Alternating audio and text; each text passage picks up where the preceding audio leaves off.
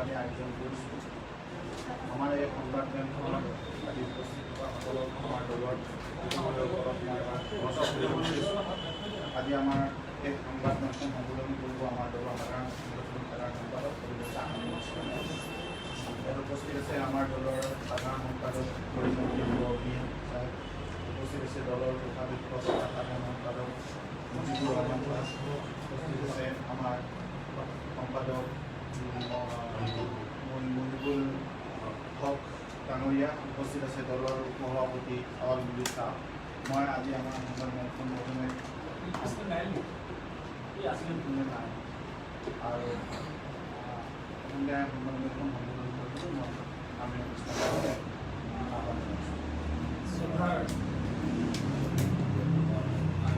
Electronic আৰু printing media সাংবাদিক আমি প্ৰায় 4-5 মাহ প্ৰেছ মিট দিয়া নাই। ইয়াৰ মাজত প্ৰিণ্ট হ'ল বিভিন্ন অনুষ্ঠান হ'ল, যিয়ে নহওক আমি আকৌ লগ হৈছোঁ। বহুত পিছত ভাল লাগিছিল। আৰম্ভ কৰিছোঁ যে অসমৰ এটা অত্যন্ত চেঞ্চিটিভ ইছ্যু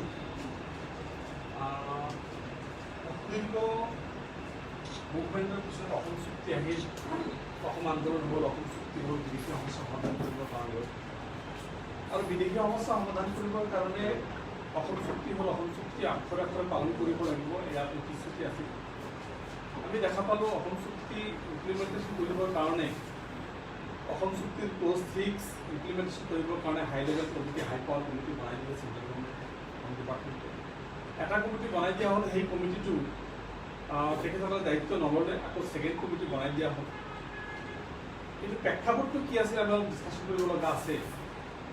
যি সময়ত অসমত অসম চুক্তিত নৎসাত কৰি অসম চুক্তি ভেঙুচালি কৰি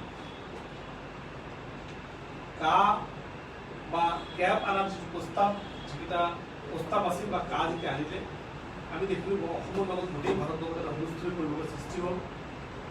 আৰু এই হুলস্থুলীয়া পৰিৱেশৰ মাজত অসমৰ মানুহ নিজৰ প্ৰাণ দিবলৈ কুণ্ঠাবোধ নকৰা হ'ল। প্ৰায় 5জনকৈ মানুহে অসমত প্ৰাণ দিলে।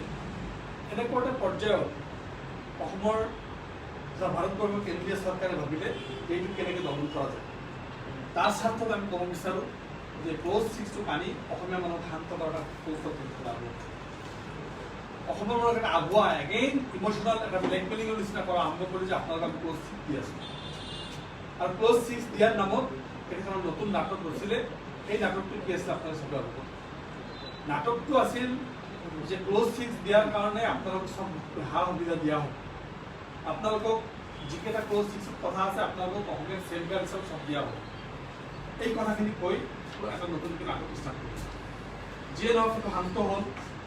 অসম মানে আমাৰ যিটো শান্ত হ'ল। অসম চুক্তিৰ ক্লজ 5ক 100% তেখেতসকলে নালিফাই কৰি অৱজ্ঞা কৰি আনাৰ ব্যৱস্থা কৰি অসম চুক্তি 856জন মানুহ শ্বহীদ হোৱাৰ পিছত প্ৰায় হাজাৰ মানুহ মৃত্যু হোৱাৰ পিছত এটা অসম চুক্তি আহিল। অসমৰ সকলো পক্ষই স্বীকাৰ কৰিলে। 1971 চনৰ 24 মাৰ্চ মানি ল'লে। অসম চুক্তি বাৰু কিয় হৈছে? প্ৰশ্ন এটা, অসম চুক্তি কিয় হৈছিল? অসম চুক্তি একমাত্ৰ কাৰণ আছিল যে অসমৰ বিদেশী চিনাক্ত কৰা, তেখেতসকলক অসমৰ পৰা তেখেতসকলক বিতাড়িত কৰা। এইটো আছিল অসম চুক্তিৰ মূল স্পিৰিট, এইটো আছিল অসম চুক্তিৰ আত্মা।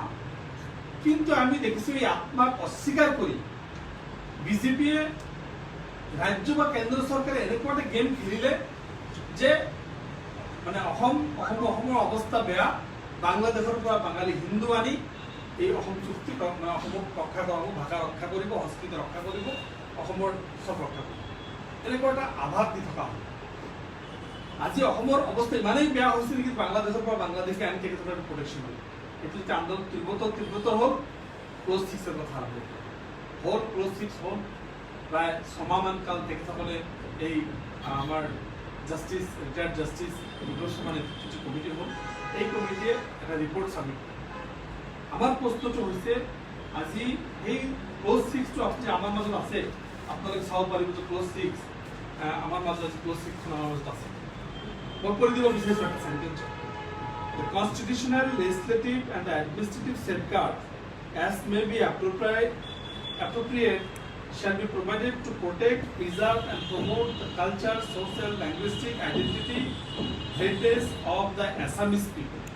The subject is Assamese people, not by the indigenous. কিন্তু আমাৰ এই কমিটিয়ে আমি দেখিছোঁ তেখেতসকলে ইণ্ডিজিনিয়াছৰ ওপৰত ব্যাখ্যা কৰিছে। এইটো 3টা ভাগত ভাগ কৰি 3টা ভাগত মানে এই ইণ্ডিজিনিয়াছ ছেগ্ৰিগেট কৰি কি ছেগ্ৰিগেট কৰিলে যে জনজাতীয় খিলঞ্জীয়া, অসমীয়া খিলঞ্জীয়া আৰু অন্যান্য খিলঞ্জীয়া। আমাৰ কোৱেশ্যনটো হৈছে 3টা ছেগমেণ্ট তেখেতসকলে কৰিলে যে জনজাতীয় খিলঞ্জীয়া, অসমীয়া খিলঞ্জীয়া আৰু অন্যান্য খিলঞ্জীয়া।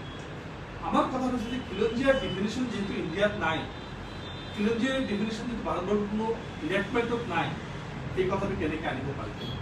খিলঞ্জীয়া শব্দটোৰ কাৰণে ইণ্টাৰনেশ্যনেল যিটো কনভেনশ্যন হৈছে, India was a not a signatory country of that convention.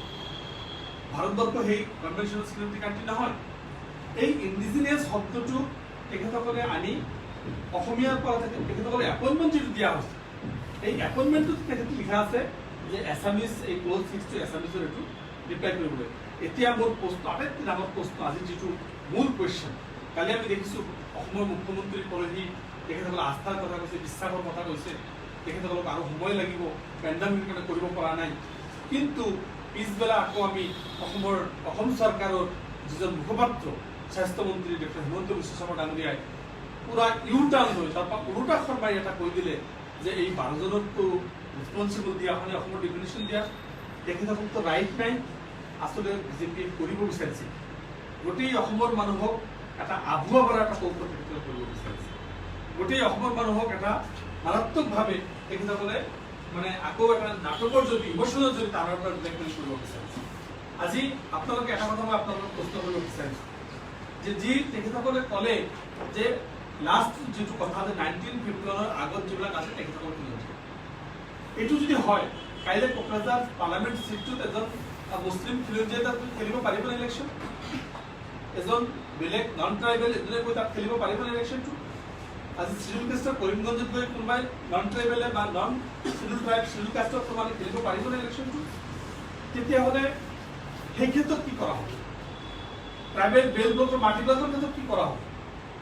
আমি এই কথাটো ক'ব খুজিছোঁ যে খিলঞ্জীয়াৰ ডিফিনিশ্যন দিয়াৰ লগে লগে 1951 পিছত অহা যিখিনি হিন্দী ভাষী, যিখিনি মাৰোৱাৰী হওক, মানে আপোনাৰ কি কয় বিহাৰী হওক বা আমাৰ বেংগলী হিন্দু হওক বা আদাৰ কাষ্টৰ যিবিলাক মানুহ হওক বা মুছলমানেই হওক, যিয়ে নহওক, এই যে বৃহৎ জনৰাশি এটা হ'ব 1951, সেইখিনিৰ অৱস্থা কি হ'ব? আমি আজি ক'ব পাৰিম নেকি যে যিখিনি বেংগলী হিন্দু মানুহ বা বেংগলী মুছলিম মানুহ বা হিন্দী ভাষী মানুহ 1951 পিছত আহিছে, তাত এই ঘৰ বাৰী কৰি আছে, ভোটাৰ লিষ্টত নাম উঠিছে, 66ৰ ভোটাৰ লিষ্টত নাম আছে, সব কিছু আছে, 71ৰ আছে, তেখেতসকলক আজি আপোনালোকক অসমীয়া নহয় বুলি ক'ব পাৰিব নেকি? ইয়াৰ দ্বাৰা কি ক'ব বিচৰা হৈছে? অসমত 3টা ছেগমেণ্ট কৰিব বিচৰা হৈছে নেকি? যিবিলাকৰ 1951 আগত এটা ছেগমেণ্ট, 1951 to 1971 লৈকে বা 1966 লৈকে এটা ছেগমেণ্ট, আৰু 1971 লৈকে 1971 পৰা 2014 লৈকে বা এজ অফ টুডে বা এজ অফ নাও লৈকে যিখিনি মানুহ আহিছে তেখেতৰ আৰু এটা ছেগমেণ্ট। এই মানে ক্ল'জ 6টোৱে অসমৰ জনজাতিবিলাকক বা অসমৰ মানুহবিলাক আৰু 3টা ভাগ কৰি থকা নাইনে? যদি এনেকুৱাকে ভাগ কৰি থকা যায় তেতিয়াহ'লে অহা দিনত এই কথাবিলাক মানে অসমত আৰু অশান্তিৰ সৃষ্টি হ'ব, সেইটো আমি অনুভৱ কৰিছোঁ। আমি দেখিছোঁ যে আজি বহুতকেইটা কথা কোৱা হৈছে, লেণ্ডৰ কথা কোৱা হৈছে। লেণ্ডৰ ক্ষেত্ৰত আজি যিখিনি ছাজেশ্যন তেখেতসকলে দিছে, লেণ্ডৰ ক্ষেত্ৰত যিখিনি ছাজেশ্যন তেখেতসকলে দিছে, এই লেণ্ডৰ ছাজেশ্যনবিলাকৰ ক্ষেত্ৰত আমি এটা কথা ক'ব বিচাৰিছোঁ, চৰৰ মাটিৰ পাট্টাৰ কথা তেখেতসকলে কৈছে। আজি লেণ্ডত আমাৰ কথাটো হ'ল যে আমেৰিকা, ফ্ৰান্স, ইটালী, ইউকে বহুত কাণ্ট্ৰি এতিয়ালৈকে হাজাৰ হাজাৰ বিঘা লেণ্ড আজি চাহ বাগান চলি আছে। তেখেতসকলৰ লিজ পাৰ হ'ব 40 years, 50 years, 80 years হৈ গৈছে। এই লিজবিলাকৰ সেই মাটিবিলাকৰ এতিয়াও কিন্তু ভূমি দখল কৰি খাই আছে। এইবিলাকৰ কিন্তু কি সিদ্ধান্ত লোৱা হ'ব এইটো কিন্তু আমাৰ ইয়াত উল্লেখ কৰা হোৱা নাই। আমি দেখিছোঁ যে আজি সেই মানুহ সেইখিনি আমি নাগালেণ্ড, মিজোৰাম, অৰুণাচল প্ৰদেশ, মেঘালয় অসমৰ ভূমি দখল কৰি আছে। সেইখিনি ক্ষেত্ৰত কি দৃশ্য হ'ব এইখিনি কথা কিন্তু ইয়াত উল্লেখ কৰা নাই। অকল ল্যান্ডখিনি যে অসমৰ মানুহখিনি পাই থাকে, আজি স্পষ্ট এটা কথা আপোনালোকে ক'ব বিচাৰিছোঁ। আজি কা আনিলে যদি এইটো ইমপ্লিমেণ্ট কৰে কা নহ'ব। কিহৰ কাৰণে নহ'ব?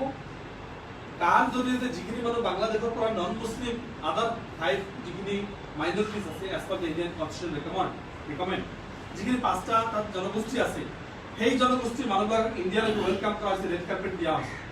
সেই ৰেড কাৰ্পেটৰ জৰিয়তে সেই মানুহখিনিক ইণ্ডিয়ালৈ অনাৰ ব্যৱস্থা কৰা হৈছে। কিন্তু তেখেতসকলক ইণ্ডিয়াত অনাৰ পিছত তেখেতসকলক কোৱা হ'ব যে আপোনালোকে ভূমিৰ অধিকাৰ নাপায়, আপোনালোকে মাটি কিনিব নোৱাৰে, আপোনালোকে চাকৰি বাকৰি নাপায়, আপোনালোকৰ কাৰণে নহয় 100% ৰিজাৰ্ভেশ্যনৰ কথা কোৱা হৈছে, 80% ৰিজাৰ্ভেশ্যনৰ কথা কোৱা হৈছে। আপোনালোকে একজেক্ট ৰিজাৰ্ভেশ্যন আপোনালোকে নাপায়, আপোনালোকে চাকৰি বাকৰি নাপায়। আপোনালোকে ইয়াত নিকায়সমূহ ইলেকশ্যন খেলিব নোৱাৰে, পঞ্চায়ত নিকায়ত ইলেকশ্যন খেলিব নোৱাৰে, আপোনালোকে MLA হ'ব নোৱাৰিব, আপোনালোকে MP হ'ব নোৱাৰিব, কোনো ধৰণৰ ইলেকশ্যন খেলিব নোৱাৰিব। আজি যিখিনি খিলঞ্জীয়াৰ নামত তেখেতসকলক কিন্তু বাদ দিয়াৰ এটা কৌশল কৰা হৈছে। যদি এক হাতেৰে তেখেতসকলক ৱেলকাম কৰা হৈছে কাম টু ইণ্ডিয়া, সেই মানুহখিনি this peoples are enjoying all rights, all privileges, all facilities in Bangladesh. তেখেতে ইলেকশ্যন খেলিব পাৰে, DCSP হ'ব পাৰে, তেখেতসকলে চব কৰিব পাৰে। সেই মানুহখিনিক ইণ্ডিয়াত আনি আকৌ তোমালোকে you are not treated as a indigenous, তোমালোকে খিলঞ্জীয়াত নকৰা, তোমালোকে 51 পিছত আহিছা, চ' তোমালোকে এইবিলাক সুবিধা দিয়া নহয়। এই যে যিটো সমাজখনক বিভাজন কৰা এটা কৌশল, মই ক'ব বিচাৰিছোঁ অসমখনৰ সংৰক্ষণ নহয়। অসমৰ মানুহ যথেষ্ট আৱেগিক, আমি যথেষ্ট আৱেগিক মানুহ।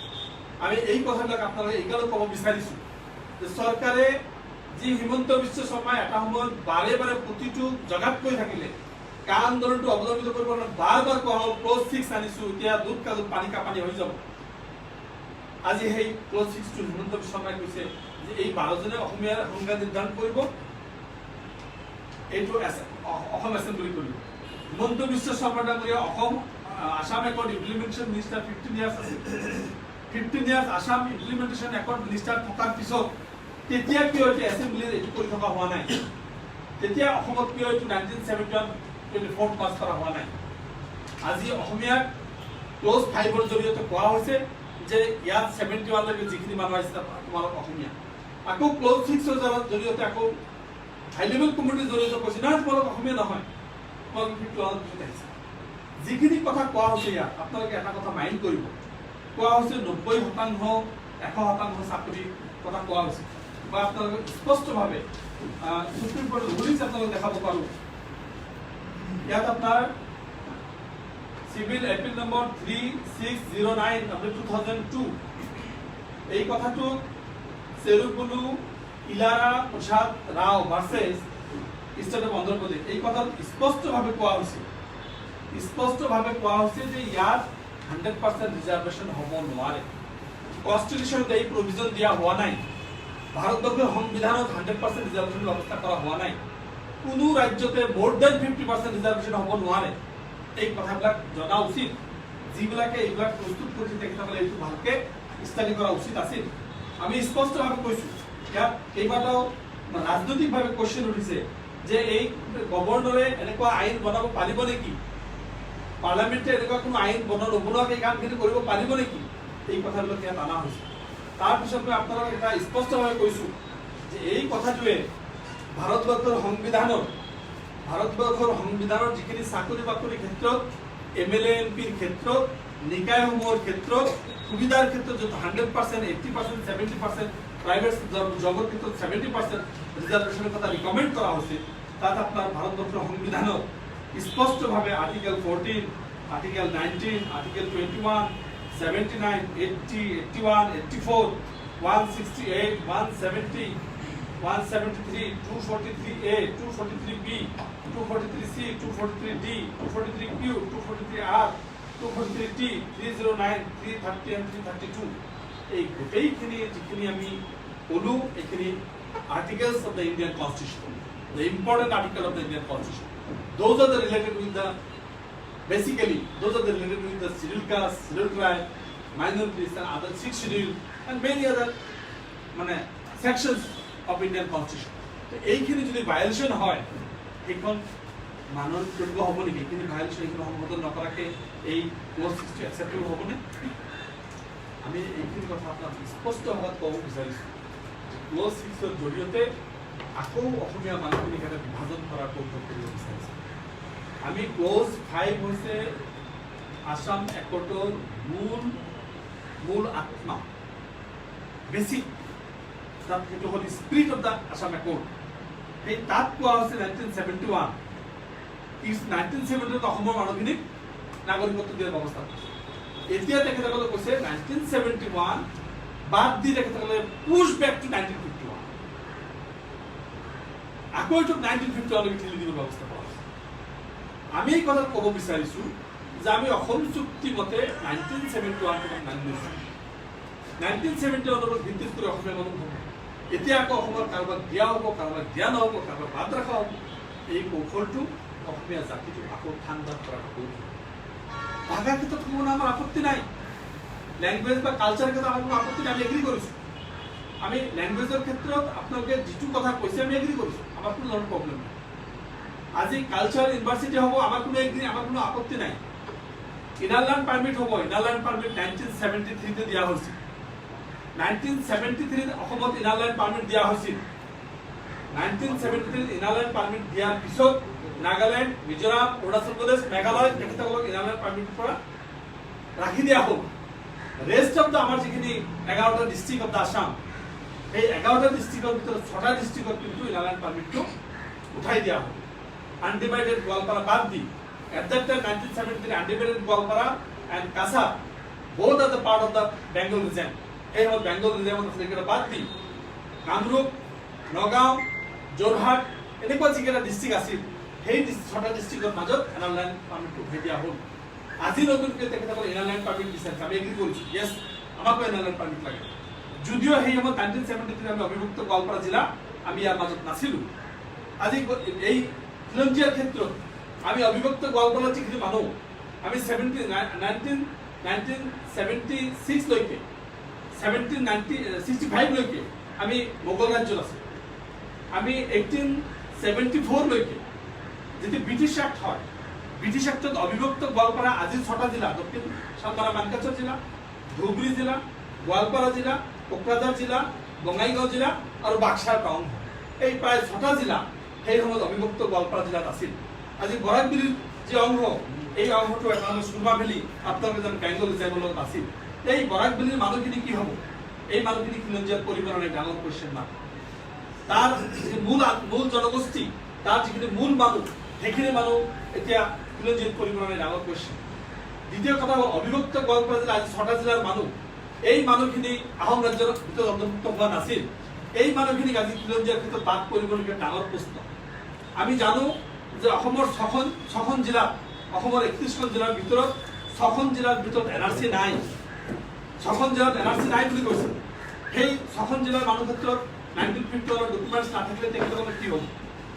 আজি 14টা ব্লক আছে, যি 14টা ব্লকত এনআৰচি টোটেলি নাই, তাত আংশিকভাৱে নাই, কৰবাত নাই, কৰবাত উয়ে খাইছে, কৰবাত নষ্ট হৈ গৈছে।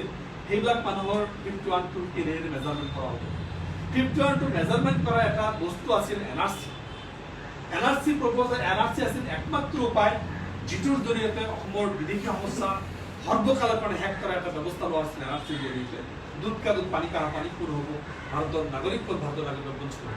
আজি কিন্তু বিজেপি চৰকাৰৰ মাননীয় মুখ্যমন্ত্ৰী সৰ্বানন্দ সোণোৱালৰ আগতে যিদিনাখন শপত লৈছিল, শপত লৈ পৰে পৰে তেখেতে এনআৰচি অফিচলৈ গৈছিল। আমি খুব ভাল পাইছিলোঁ যে এনআৰচি হৈ যাব, অসমৰ বিদেশী সমস্যাৰ চিৰতৰে শেষ হৈ যাব। কিন্তু আমি লক্ষ্য কৰিলোঁ যে সেই অসমৰ মাননীয় মুখ্যমন্ত্ৰী তথা এই বিজেপি চৰকাৰে এনআৰচি লৈ এতিয়া এটা ভেলুচালি কৰি আছে। এনআৰচিটো কি অৱস্থাত ৰাখিছে, আজি এতিয়া কি হ'ব এনআৰচি লৈ, এই কথাটো তেওঁলোকে স্পষ্ট কৰা নাই। তো আমি ক'ব বিচাৰিছোঁ যে এই চৰকাৰে মুখ্যমন্ত্ৰীৰ বক্তব্য এটা, আমাৰ স্বাস্থ্যমন্ত্ৰী বা স্পক্সমেনৰ বক্তব্য বেলেগ, চেণ্ট্ৰেল গভৰ্ণমেণ্টে ইমানেই এইটো মানে হেমাহি কৰিলে যে সত্যেন্দ্ৰ কুমাৰ গাৰ্গে এইটো ছিগনেচাৰলৈকে নকৰিলে, মাইনৰিটিৰ ছিগনেচাৰলৈকে নকৰিলে, এই ৰিপৰ্টটো ছিগনেচাৰ নকৰিলে। হোম মিনিষ্টাৰে দায়িত্ব দিয়া, ইমান অসমৰ সুযোগ্য সন্তানকেইটাক দায়িত্ব দিছিল, সভা তেখেতসকলে বিভিন্ন সংগঠনত আলোচনা কৰি এটা সিদ্ধান্তত আহিল, কিন্তু সেই সিদ্ধান্ত আমি দেখিলোঁ তেখেতসকলে ৰিচিভ নকৰিলে। Home minister Delhi department receive কৰাৰ সময় নহ'ল, জইণ্ট ছেক্ৰেটাৰী যদি ৰিচিভ নকৰিলে, হোম ছেক্ৰেটাৰী হোম কমিশ্যনাৰ কাৰোবাক যদি ৰিচিভ কৰাব পাৰিলেহেঁতেন, এইটো তেখেতক ৰিচিভ নকৰাকৈ অসমৰ ক্ল'জ 6টো প্ৰতি তেখেতসকলৰ যি সদ্ভাৱ, অসম চুক্তিৰ প্ৰতি তেখেতৰ সদ্ভাৱ, এইটো তেখেতসকলৰ আমি প্ৰমাণ পাই গৈছোঁ। তেখেতসকল 2014 কাণৰ ব্যৱস্থা কৰিছে, সেইটো যেতিয়া এফেক্ট হ'ব এই ক্ল'জ 6 সেইকাৰণে তেখেতসকলে এইটো ইমপ্লিমেণ্ট নকৰে। আমাৰ মূলগত আইনগত দিশ হ'ল যে অসমৰ জনগোষ্ঠীক আৰু ভাগ ভাগ হ'ব নালাগে, আৰু ছেগমেণ্ট হ'ব নালাগে, অসমৰ বিনিকা মছালে আৰু 30 বছৰ 40 বছৰ ৰাজনীতি হ'ব নালাগে। তাৰ স্বাৰ্থত আমি কৈছোঁ যে অসম চুক্তিমতে এই সমস্যাৰ সমাধান হ'ব। যিয়ে নহওক আজি মূলত কথাখিনি এইখিনি ক'বলৈ গ'লেতো এটা কিতাপটো বহুত দীঘল হৈ যাব।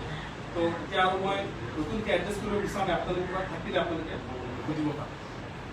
প্ৰশ্নটো হ'ল যে এইটো 1951 অভিযোগ যিবিলাক কৰিছিল অশান্তি এনেকৈ বুলি কৈছে। অসম চুক্তিত কোৱা হৈছে যে 1951 বা 1971 সমগ্ৰ দেশৰ হৈ অসমে বিদেশী ভূমিকা গ্ৰহণ কৰি আচলতে 6 নং দফাত দিয়া হৈছিল। এইটো অসম চুক্তি স্পষ্ট উল্লেখ আছে। তেনেহ'লে এতিয়া এই 6 নং দফাৰ জৰিয়তে যিখিনি কথা পাতে এইটো নাপায় 1951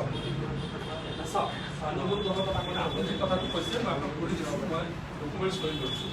For the purpose of the detection of the foreigners, 1/1/1993 shall be the base date of the year. যিটো কথা আপুনি কৈছে। আৰু 1966 পৰা 71 লৈকে তেখেতসকলে 10 বছৰ ইয়াত যদি কণ্টিনিউ থাকে তেখেতসকলে চিটিজেনশ্বিপ পাব। আমাৰ কথাটো হৈছে 1951 পৰা 71 লৈকে অৰ 66 লৈকে যিখিনি মানুহ আছে এইখিনি মানুহ ইণ্ডিয়ান মানুহ। প্ৰশ্নটো হ'ল যিখিনি মানুহ আহিলে সমগ্ৰ দেশৰ হৈ অসমে গ্ৰহণ কৰিলে, গ্ৰহণ কৰিলে, তাৰ কাৰণে 6 নং দফাৰ জৰিয়তে অসমত থকা যিখিনি মানুহ আছিলে তেওঁলোকক সাংবিধানিক সুৰক্ষা কবচ দিয়া হ'ব বুলি কোৱা হৈছিলে। এতিয়া এই সুৰক্ষা কবচ দিয়াটো আপোনালোকক কি দিব? সুৰক্ষা কবচ জ্ঞান নামৰ আপুনি মই কৈছোঁ আপোনাক যে 1951 পৰা 71 লৈকে যিখিনি বিদেশী বুজা অসমীয়া নলয় তাৰ বাবে 1951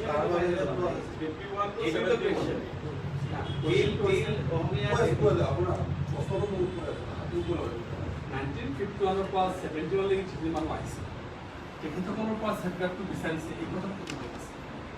তাত ডিফিনিশ্যনত এছামিছৰ কথা কোৱা আছে, অসমীয়াৰ কথা কৈছে, তাত ইংলিছৰ কথা অহা নাই।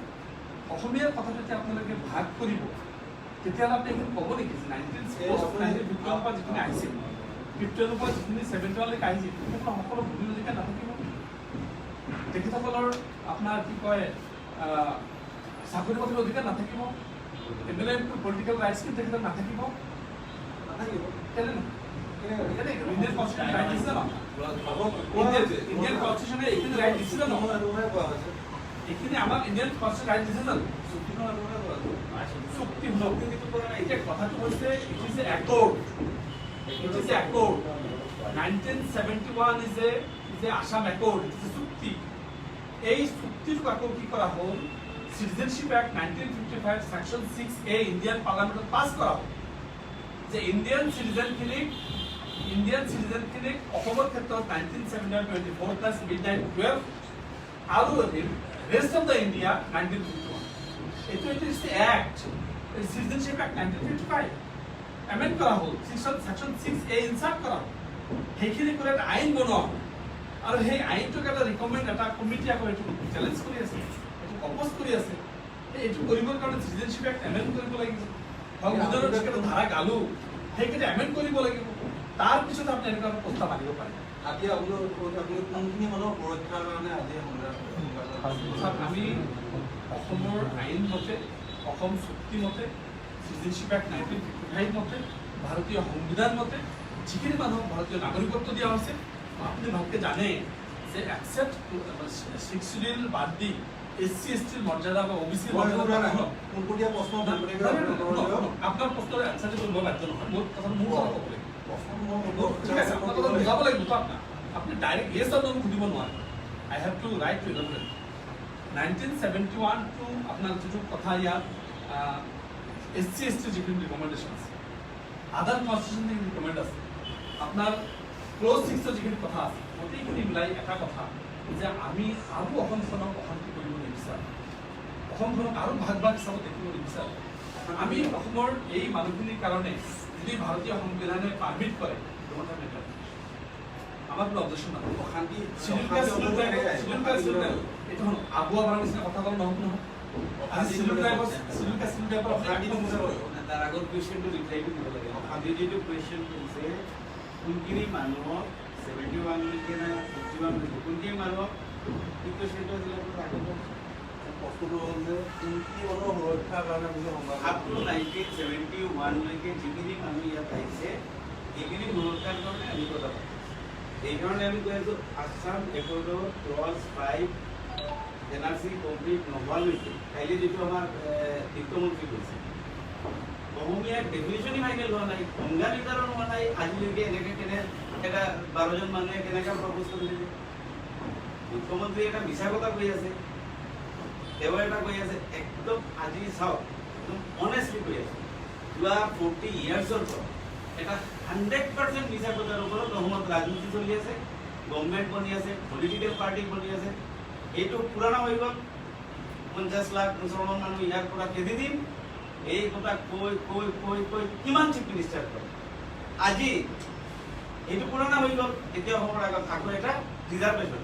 মই অন ৰেকৰ্ড কৈ আছোঁ আপোনালোকক, আজি যিখিনি MLA আছে এজন দুজন শিলাদিত্য ইহঁতৰ বাহিৰত কোনজন আছে 51ৰ আগত পিছত? ৰিজাৰ্ভেশ্যন 98% MLA 99% এক্সেপ্ট শিলাদিত্য, বাকী চব MLA 1951ৰ আগত। কোনটো ৰিজাৰ্ভেশ্যনৰ কথা কৈ আছে? কোনটো সাংসদ, কোনজন সাংসদ,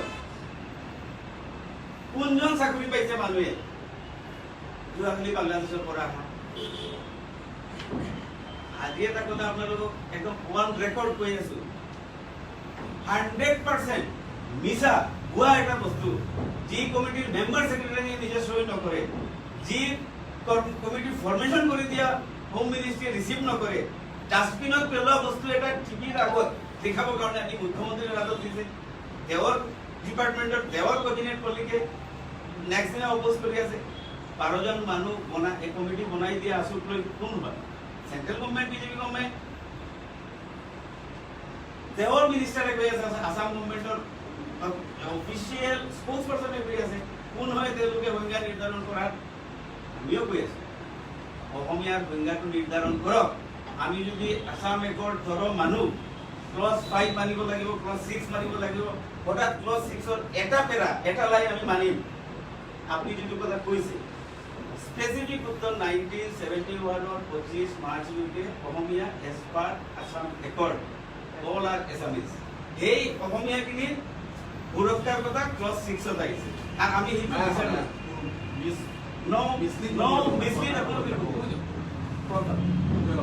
আৰু দ্বিতীয় বস্তুটো যিটো আছামিজ বিদ্ৰোহৰ সংজ্ঞাটোৰ পৰা লাগিছে, আপুনি 4 নম্বৰ পইণ্টৰ কথা কিন্তু নক'লে, 3টা পইণ্টৰ কথা ক'লে, 4 নম্বৰ পইণ্টৰ কথা নক'লে।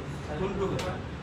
মেইনটো ইয়াত ক্লজ 6 ইমপ্লিমেণ্টেশ্যনৰ কাৰণে অসম নামৰ ভূখণ্ডত থকা সকলো ভাৰতীয় অসমীয়া বুলি ভাবে এই পইণ্টৰ কথা কিয় নক'লে? নাই নাই ভাৰতীয় সেইটো আহিছে।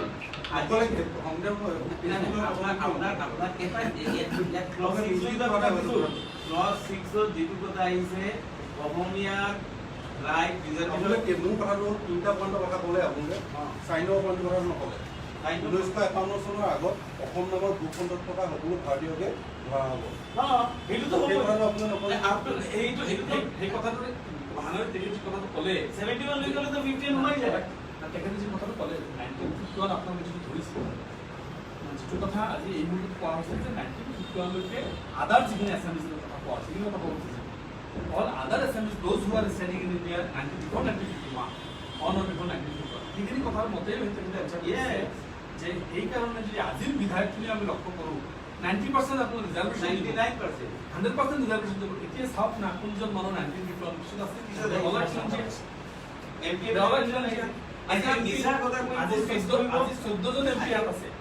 আজি 14জন MP আমাৰ ইয়াত আছে, ৰাজ্যসভাৰ 6জন MP আমাৰ অসমত আছে।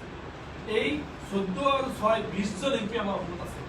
20 জন এমপিৰ আপুনি এটা প্ৰমাণ কৰি দেখাওক যে হি ইজ নট খিলঞ্জীয়া as per the clause 6 definition. কোনজন মানুহ কোনজন বিধায়ক কোনজন সাংসদ আছে যিজন মানুহ ভাৰতীয় নহয় সেইটো প্ৰমাণ। কথাটো খালি ইমোশ্যন বেছিলে আমি কোনটো কথা ক'ব আইনসংগত, আমি আইনসংগত কথাখিনি ক'ব বিচাৰিছোঁ, ল ৰিলেটেড বস্তুখিনি আমি ক'ব বিচাৰিছোঁ যে আইনে কি কয়। আইনটো ইউডিএফে বনোৱা নাই বা মই আপুনি বনোৱা নাই, আইন বনাইছে ইণ্ডিয়ান পাৰ্লামেণ্ট, চিটিজেনশ্বিপ এক্ট বনাইছে ইণ্ডিয়ান পাৰ্লামেণ্ট। আজি অসম চুক্তি কৰিছে আসাম গভৰ্ণমেণ্ট, মেঘালয় গভৰ্ণমেণ্ট, চৰি Assam government, Indian government with agitated মিলাই চুক্তি কৰিছে, সেইটো চুক্তি আমাৰ ক'ব লগা একো নাই। সেই তেখেতসকলৰ চুক্তিৰ বিষয়কেইটা আমি ধৰিছোঁ যে আজি ইচ্ছা কৰিলে কা আনিব পাৰিম ক্লজ 5 ক্লজ কৰি থৈ বাদ দি থৈ আমি ক্লজ 5ৰ যিটো মূল আত্মা বিদেশী চিনাক্তকৰণ বহিষ্কৰণ যিটো মূল প্ৰক্ৰিয়া তাৰ এনআৰচি আমি এতিয়া বন্ধ কৰি থৈ দিলোঁ, সেইটো এতিয়া নহ'ব। এতিয়া আমি ক্লজ 6 লৈ আগত 20 বছৰ ৰাজনীতি কৰিব পাৰোঁ নেকি, তাৰ যিটো ফন্দি ওলাইছে আমি সেইটোৰ বিৰোধিতা কৰিছোঁ। অসম চুক্তিখন হ'লে আমাক ফিল হ'ব।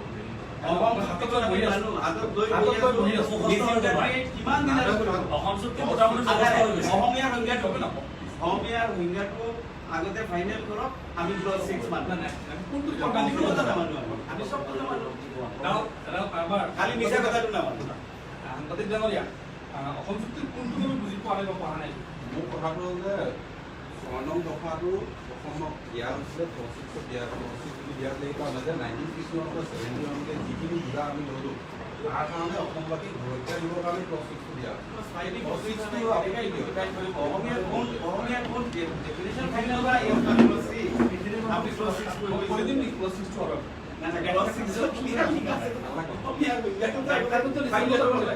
ব্যাখ্যাটো নিজৰ মতে কৰিলে নহ'ব নহয়।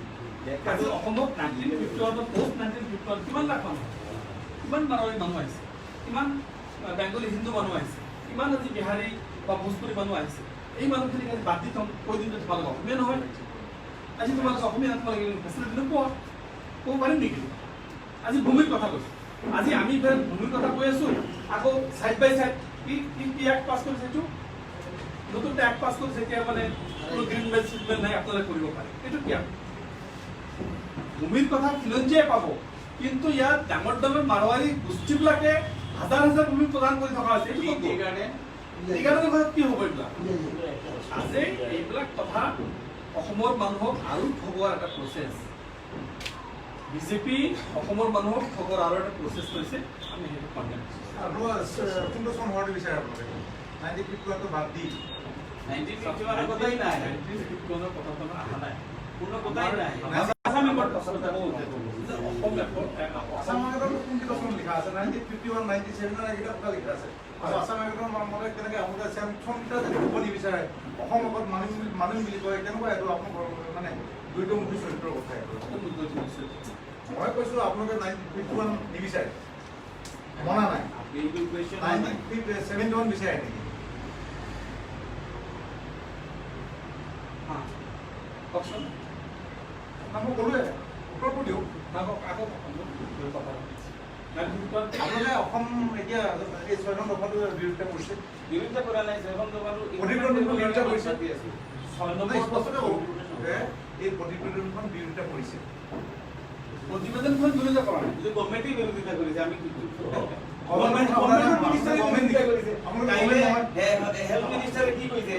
স্পষ্টকৈ সুধিছোঁ, আপোনালোকে এই প্ৰতিবেদনখন বিৰোধিতা কৰিছে নে সমৰ্থন কৰিছে? কোনটো প্ৰতিবেদনৰ বহুতকেইটা পইণ্ট আমি সমৰ্থন কৰিছোঁ, যেনেকুৱা প্ৰতিবেদনৰ ইনাৰলাইন পাৰ্মিট আমি সমৰ্থন কৰিছোঁ। কোনকেইটা বিৰোধিতা কৰিছে? আমি প্ৰতিবেদনৰ আমাৰ কালচাৰেল ইউনিভাৰ্চিটি হ'ব আমি সমৰ্থন কৰিছোঁ। আমি বিৰোধিতা কৰিছোঁ ৰিজাৰ্ভেশ্যন চিষ্টেম, আমি বিৰোধিতা কৰিছোঁ অসমীয়া জাতি কিছুমান মানুহক বাদ দি অসমীয়া জাতি বনোৱাৰ যিটো প্ৰক্ৰিয়া, সেইটো আমি বিৰোধিতা কৰিছোঁ।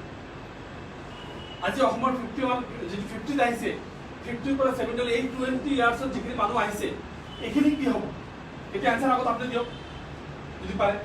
এই 1971 পৰা যিখিনি কাহানি 2014 31 ডিচেম্বৰলৈকে যিখিনি আহিব, সেইখিনি কি হ'ব? তেখেতসকলে কিয় অসমীয়াৰ পৰা বাদ পেলাব? তেখেতক কিয় ৰাইজৰ পৰা বাদ পেলাব? যদি বাদেই পেলাব আনিবলৈ কিয় লাগে এইবিলাকক? কিয় আকৌ অসমখন অশান্তি কৰিব লাগে? এইবিলাক নাটক কৰি থাকিব লাগে? ভূমিৰ অধিকাৰ তেখেতক দিয়া নহয়, আনিব লাষ্টত ৰাখিব।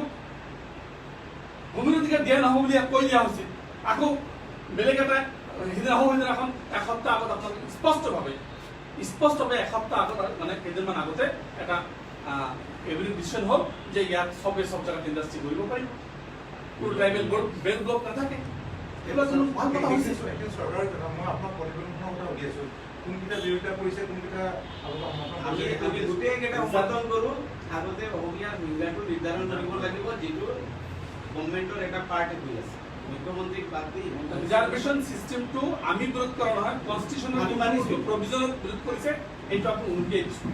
এইটো সংবিধানৰ কোনটো কোনটো পাৰ্টে ৰিজাৰ্ভেশ্যনটো একচেপ্ট কৰা নাই, সুপ্ৰিম কোৰ্টে কোনটো কোনটো কেছে একচেপ্ট কৰা নাই, ইণ্ডিজিনিয়াছ শব্দ ক'ত ক'ত মানে একচেপ্ট হোৱা নাই, তেখেতসকলে এপইণ্টমেণ্টত ইণ্ডিজিনিয়াছ শব্দ নাই, তেখেতসকলৰ ক্ল'জ লিষ্টত ইণ্ডিজিনিয়াছ শব্দ নাই, এই গোটেইখিনি কথা আপোনালোকে বুজাই দিছোঁ।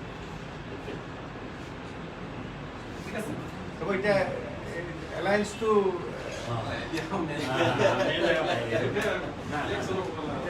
এলায়েন্সৰ কথা ক'ব ইমান ভয়ৰ কাৰণেতো এইবিলাক হৈ আছে। তৰুণ গগৈ কৈছে যে এলায়েন্সটো হৈ গ'ল 90%। ইমান ভয় সেইকাৰণেতো আজি গভৰ্ণমেণ্টৰ মুখ্যমন্ত্ৰী আছিলে, হেৰি আছিলে, সেইকাৰণেতো দাদা আমি এলায়েন্স সম্পৰ্কে প্ৰচেছটো প্ৰায় আমি দিয়া নাই।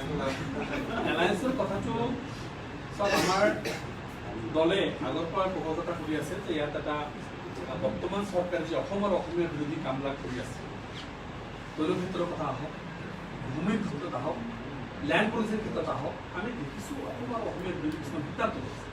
আজি বৃহৎ তলিবন্ধৰ কথা আহক, BLA বাংলাদেশৰ ভূমি হস্তান্তৰৰ কথাই আহক, যিকেইটা সিদ্ধান্ত লৈ আছে চব সিদ্ধান্তই অসমৰ অসমীয়া বিৰোধী সিদ্ধান্ত লৈছে। আমাৰ লিডুৰ কয়লাখনিৰ কলফিল্ডৰ কথাই আহক, চব অসমৰ সম্পদ তেখেতসকলে চুচি লোৱাৰ যিটো মানে কুক্ষিগত কৰাৰ যিটো প্ৰক্ৰিয়া সেইটো ব্যৱস্থা, সেইকাৰণে কৈছোঁ এই চৰকাৰ অসমৰ অসমীয়াৰ পক্ষে হ'ব নোৱাৰে। এই চৰকাৰ যদি অসমৰ অসমীয়াৰ পক্ষে হ'ব নোৱাৰে, তেতিয়াহ'লে এই চৰকাৰ আমি ইয়াৰ পৰা ওপৰত লাগিব। আৰু ইয়াত ওপৰৰ স্বাৰ্থত আমি লাইক মাইণ্ডেড অল পাৰ্টি, যিখিনি লাইক মাইণ্ডেড অল পাৰ্টি আছে, সেই পাৰ্টিখিনিক আমি ইমিডিয়েট একত্ৰিত কৰি ইয়াত লেফ্টো থাকিব, ইয়াত ৰাইটপন্থীও থাকিব, কংগ্ৰেছো থাকিব, আমিও থাকিম, আৰু কোন কোন আহে, গোটেইখিনিক মিলি এটা কমন মিনিমাম প্ৰগ্ৰামৰ জৰিয়তে আমি এটা অসমত বিকল্প এটা চিন্তা কৰিব পাৰি, তাৰ কাৰণে মহাজোঁট আমি আহ্বান জনাইছোঁ। আৰু আমি দেখিছোঁ কংগ্ৰেছৰ প্ৰাক্তন মুখ্যমন্ত্ৰী, APCCৰ প্ৰেচিডেণ্ট আৰু ACPCCৰ বহুত বিভিন্ন তেখেতসকলে এইটো আমাক জনাই আছে যে হয় আমি এটা এলায়েন্সত আহিব লাগিব। তো আমি এটা ঐক্যমতত আহি আছোঁ, আৰু কিছুমান আলোচনা চলি আছে। নিশ্চয় আমি অসমত এটা নিৰ্বাচনৰ আগে আগে আমি এটা বিৰোধী ঐক্য, এটা ইউনিট, এটা মহা এটা গঠবন্ধন হ'ব। অ'কে হৈ গ'ল।